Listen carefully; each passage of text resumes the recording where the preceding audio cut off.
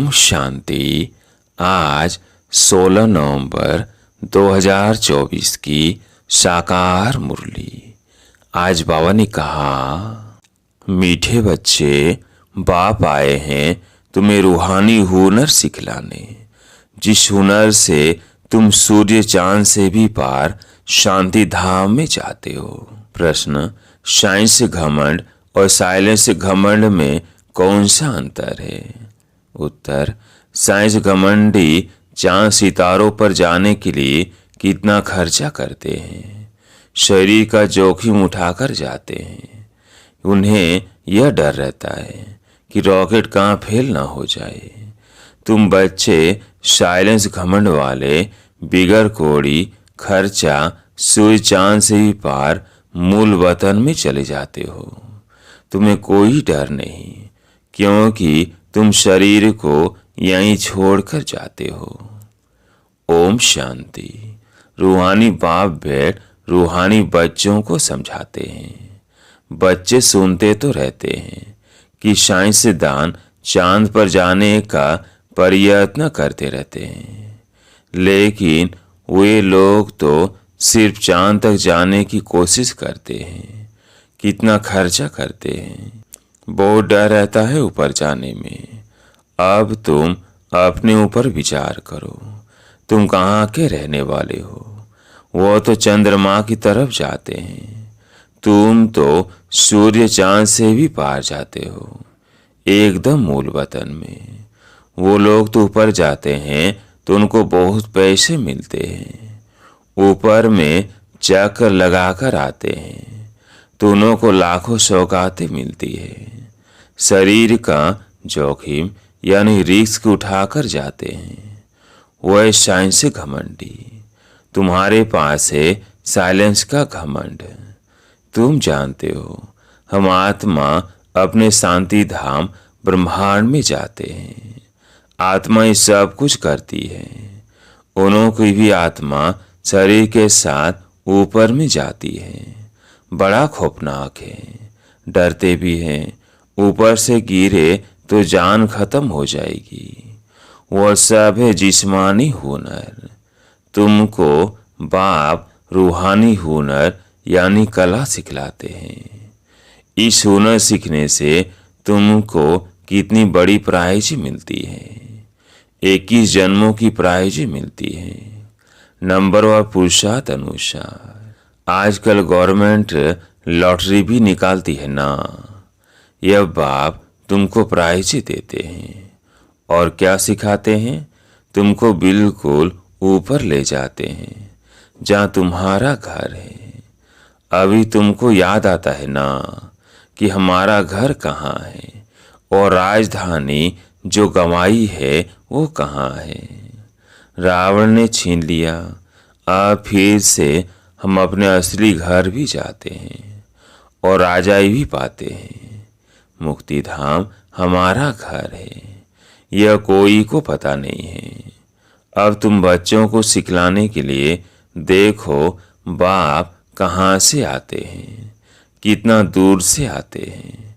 आत्मा भी रॉकेट है। वो कोशिश करते हैं ऊपर जाकर देखें चंद्रमा में क्या है, स्टार में क्या है। तुम बच्चे जानते हो यह तो इस मांडवे की बत्तियां हैं। जैसे मांडवे में बिजलियां लगाते हैं, म्यूजियम में भी तुम बत्तियों की लड़ियां लगाते हो ना। यह फिर है बेहद की दुनिया। इसमें यह सूर्य चांद सितारे रोशनी देने वाले हैं। मनुष्य फिर समझते हैं सूर्य चंद्रमा यह देवताएं हैं, परंतु यह देवता तो है नहीं।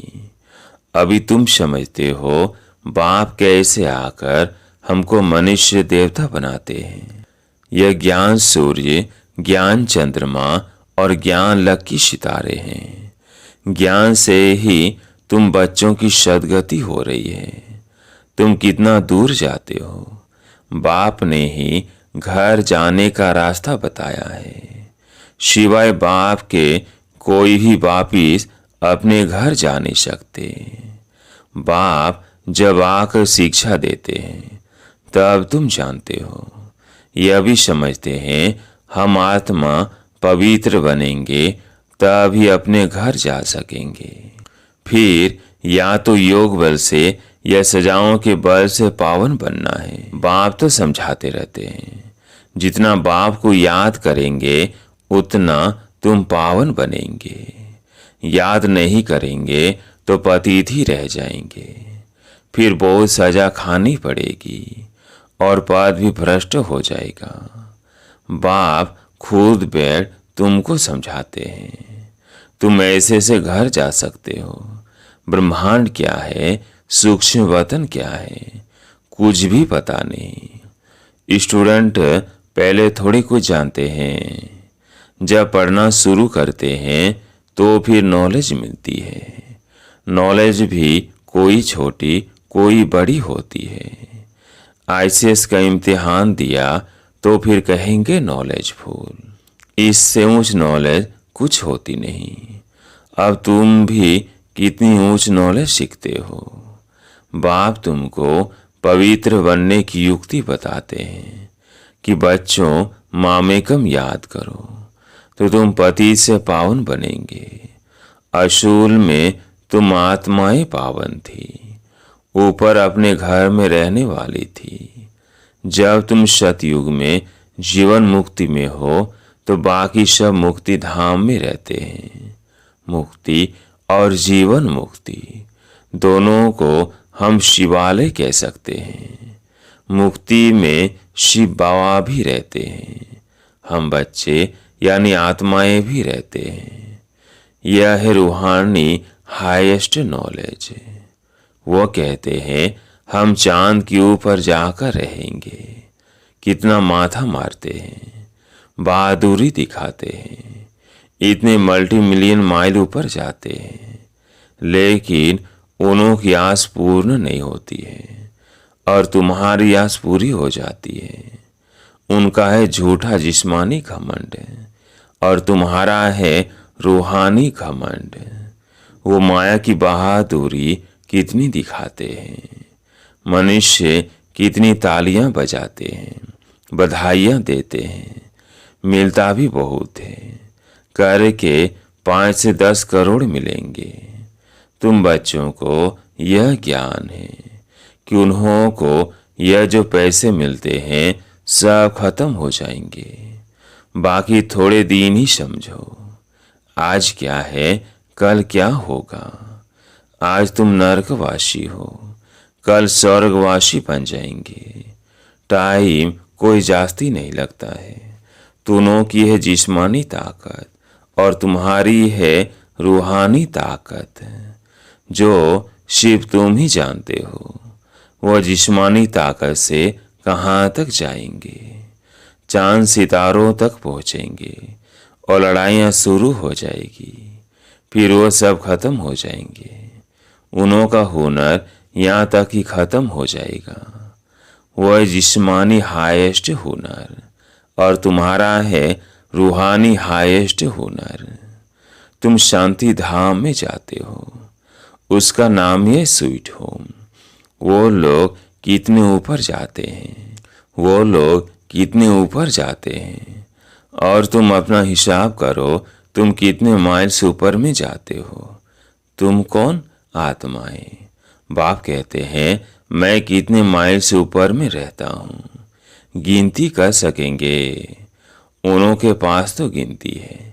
बतलाते हैं इतने माइल ऊपर में गए, फिर लौट आते हैं। बड़ी खबरदारी रखते हैं। ऐसे उतरेंगे, यह करेंगे। बहुत आवाज होता है। तुम्हारा क्या आवाज होगा? तुम कहाँ जाते हो, फिर कैसे आते हो, कोई पता नहीं। तुमको क्या प्राइज मिलती है, यह भी तुम ही जानो। वंडरफुल है, बाबा की कमाल है, किसको पता नहीं। तुम तो कहेंगे यह नई बात थोड़ी है। हर 5 वर्ष बाद वो अपनी ये प्रैक्टिस करते रहेंगे। तुम इस सृष्टि रूपी ड्रामा के आदि, मध्य, अंत, ड्यूरेशन आदि को अच्छी रीति जानते हो। तो तुमको अंदर फखुर होना चाहिए। बाबा हमको क्या सिखलाते हैं? बहुत ऊंचा पुरुषार्थ करते हैं, फिर भी करेंगे। यह सब बातें और कोई नहीं जानते। बाप है ही गुप्त। तुमको कितना रोज समझाते हैं, तुमको कितनी नॉलेज देते हैं। उन लोगों का जाना है हद तक, तुम बेहद में जाते हो। वो चंद्रमा तक जाते हैं। अब वो तो बड़ी बड़ी बत्तियां हैं और कुछ तो है नहीं। उनको धरनी बहुत छोटी देखने में आती है। दोनों की जिस्मानी नॉलेज और तुम्हारी नॉलेज में कितना फर्क है। तुम्हारी आत्मा कितनी छोटी है, परंतु रॉकेट बड़ा तीखा है। आत्माएं ऊपर में रहती है, फिर आती है पाठ बजाने। वह भी सुप्रीम आत्मा है, परंतु उनकी पूजा कैसे हो? भक्ति भी जरूर होनी है। बाबा ने समझाया है, आधा कल्प है ज्ञान दिन और आधा कल्प है भक्ति रात। अभी संगम युग पर तुम ज्ञान लेते हो। सतयुग में तो ज्ञान होता नहीं, इसलिए इसको पुरुषोत्तम संगम युग कहा जाता है। सबको पुरुषोत्तम बनाते हैं। तुम्हारी आत्मा कितना दूर दूर जाती है। तुमको खुशी है ना? वो हुनर दिखाते हैं तो बहुत पैसे मिलते हैं। बल कितना भी मिले, परंतु तुम समझते हो वो कुछ भी साथ चलता नहीं है। अभी मरे कि मरे, सब खत्म हो जाने वाला है। अभी तुमको कितने वैल्यूबल रतन मिलते हैं, इनकी वैल्यू कोई गिनी नहीं जाती। लाख लाख रुपया एक एक वर्षन का है। कितने समय से तुम सुनते ही आते हो। गीता में कितनी वैल्यूबल नॉलेज है। यह एक ही गीता है जिसको मोस्ट वैल्यूबल कहते हैं। सर्वशास्त्रमयी शिरोमणि श्रीमद् भगवत गीता है। वो लोग बल पढ़ते रहते हैं, परंतु अर्थ थोड़ी समझते हैं। गीता पढ़ने से क्या होगा? अब बाप कहते हैं, मुझे याद करो तो तुम पावन बनेंगे। बल वो गीता पढ़ते हैं, परंतु एक का भी बाप से योग नहीं। बाप को ही सर्वव्यापी कह देते हैं, पावन भी बन नहीं सकते। अब यह लक्ष्मी नारायण के चित्र तुम्हारे सामने हैं। इनको देवता कहा जाता है क्योंकि दैवी गुण है। तुम आत्माओं को पवित्र बन सबको अपने घर जाना है। नई दुनिया में तो इतने मनुष्य होते नहीं। बाकी सब आत्माओं को जाना पड़ेगा अपने घर। तुमको बाप भी वंडरफुल नॉलेज देते हैं, जिससे तुम मनुष्य देवता बहुत ऊंच बनते हो। तो ऐसी पढ़ाई पर अटेंशन भी इतना चाहिए। यह भी समझते हैं, जैसा जिसने कल पहले अटेंशन दिया है ऐसा देते रहेंगे। मालूम पड़ता रहता है। बाप सर्विस का समाचार सुनकर खुश भी होते हैं। बाप को कभी चिट्ठी ही नहीं लिखते हैं, तो समझते हैं उनका बुद्धि योग कांट टिकर भीतर तरफ लग गया है। देहाभिमान आया हुआ है, बाप को भूल गए हैं। नहीं तो विचार करो, लव मैरिज होती है तो उनका कितना आपस में प्यार रहता है। हाँ, कोई कोई के ख्याल बदल जाते हैं तो फिर स्त्री को ही मार डालते हैं। ये तुम्हारी है उनके साथ लव मैरिज। बाप आकर तुमको अपना परिचय देते हैं, तुम आप ही परिचय नहीं पाते हो। बाप को आना पड़ता है। बाप आएगा तब जब कि दुनिया पुरानी होगी। पुरानी को नई बनाने जरूर संगम पर ही आएंगे। बाप की ड्यूटी है नई दुनिया स्थापन करने की। तुमको स्वर्ग का मालिक बना देते हैं, तो ऐसे बाप के साथ कितना लव होना चाहिए। फिर क्यों कहते कि बाबा हम भूल जाते हैं कि इतना ऊंच तूच बाप है, इनसे ऊंचा कोई होता ही नहीं। मनुष्य मुक्ति के लिए कितना माथा मारते हैं, उपाय करते हैं, कितनी झूठ ठगी चल रही है। मैसी आदि का कितना नाम है। गवर्नमेंट 10 से 20 एकड़ जमीन दे देती है। ऐसे नहीं कि गवर्नमेंट कोई इन रिलीजियस है, उनमें कोई मिनिस्टर रिलीजियस है, कोई अनरिलीजियस है, कोई धर्म को मानते ही नहीं। कहा जाता है रिलीजन इज माइट। क्रिश्चियन में माइट थी ना, सारे भारत को हप करके गए। अब भारत में कोई माइट नहीं है। कितना झगड़ा मारा मारी लगी पड़ी है। वही भारत क्या था।